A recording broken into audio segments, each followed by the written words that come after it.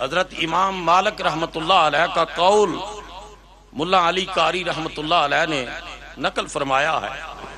آپ فرماتے ہیں من تفقہ ولم یتصوف فقد تفسق، کہ جس شخص نے فقہ کا علم حاصل کیا، ظاہری علوم پڑھے اور علم باطن نہ پڑھا، کسی مرد حق آگاہ کے جوڑے سیدھے نہ کیے، کسی ولی کامل کی نگاہ فقر سے فیضان حاصل نہیں کیا، غالب امکان ہے کہ وہ عالم فاسق ہو جائے گا.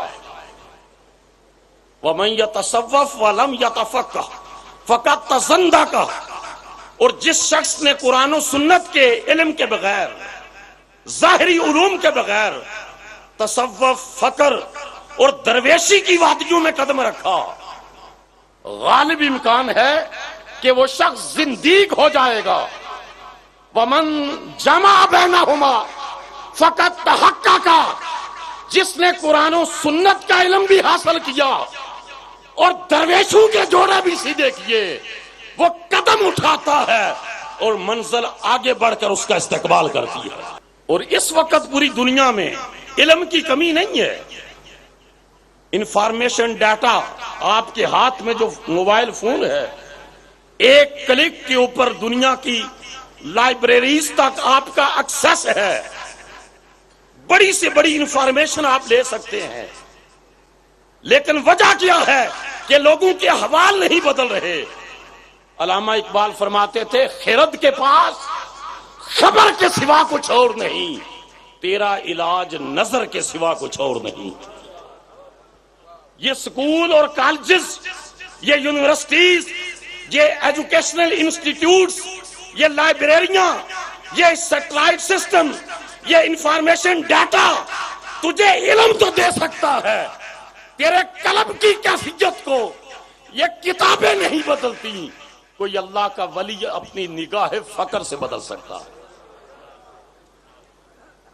اور وہ فقیری اور درویشی جس کے بارے میں اللہ کے حبیب علیہ الصلوۃ والسلام نے ارشاد فرمایا کہ اللہ نے مجھے نبیوں کا امام بنایا، لیکن مجھے اس بات پر فخر نہیں ہے.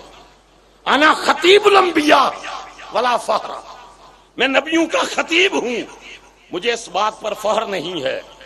قیامت کے دن سب سے پہلے میں اپنی قبر انور سے اٹھوں گا، میں جنت کا دروازہ کھٹکھٹاؤں گا، جنت کا دروازہ میرے لیے کھولا جائے گا.